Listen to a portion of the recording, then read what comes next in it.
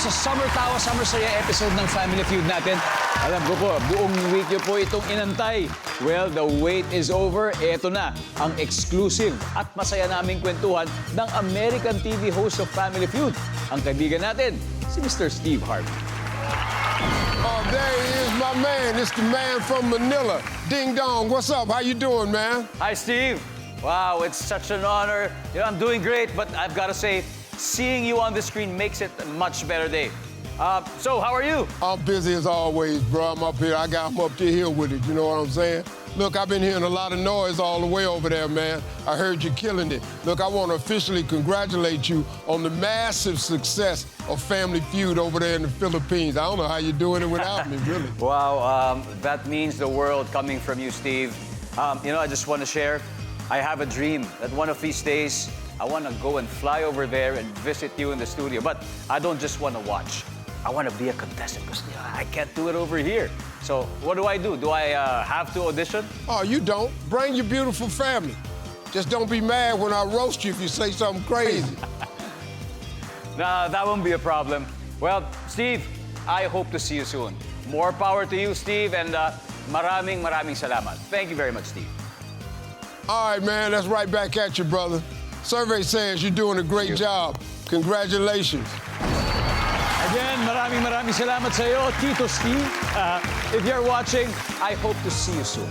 Pero bago yan, alamin muna natin kung mananalo ng additional 100,000 pesos ang Tip Juice, Manalo matalo dito sa Family Feud parati ay may 20,000 choice na napili niyong charitable institution. SOS Children Foundation.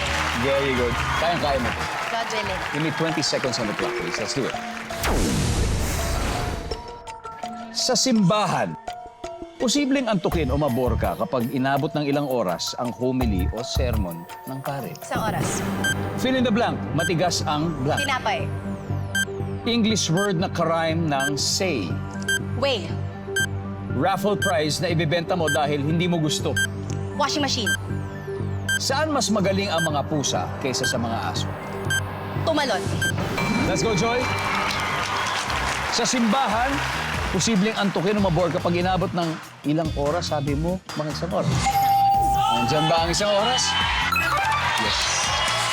Fill in the blank, matigas ang tinapay. Ano sabi ng survey? Ano naman?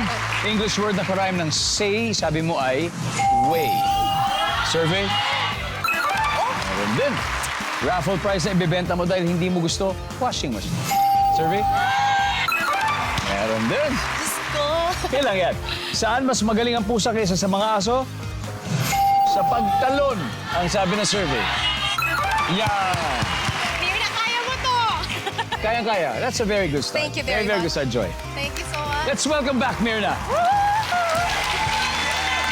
Thank you, Kuya. Hello. Okay. Are you okay? You ready? Yes, Kuya. Kinakabahan lang ako, pero kayang-kaya. Okay. Kayang-kaya mo yan. Yes. Okay, Mirna. Si Joy ay nakakuha ng 66. Okay? 66 points. 134 more. Okay. Easy. Okay? At this point, makikita ng viewers ang sagot ni Joy. Give me 25 seconds on the clock, please. Alright. Sa simbahan, posibleng antukin ka o mabor ka kapag inabot ng ilang oras ang homily o ang sermon ng pare. Isang oras. Sa oras. Isa't kalahating oras. Fill in the blank. Matigas ang blank. Matigas ang bakal. English word na karime ng say. Hey. Raffle prize na ibebenta mo dahil hindi mo siya gusto. Ref. Saan mas magaling ang mga pusa kaysa sa aso? Magmeow. Let's go, Mirna. We need 134. Sa simbahan, posibleng antukin o mabor ka kapag inabot ng ilang oras ang homily o sermon. Sabi mo, mga an hour and a half. Ang sabi ng survey, Top answer. Uy! 0. 2 hours ang top answer, 2 hours. Fill in the blank, matigas ang bakal. Survey? Top answer.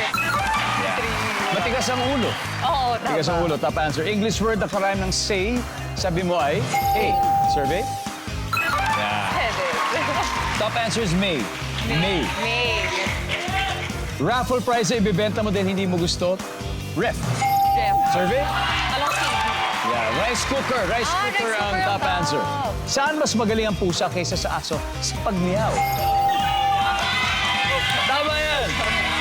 sabi answer. na survey natin dyan ay?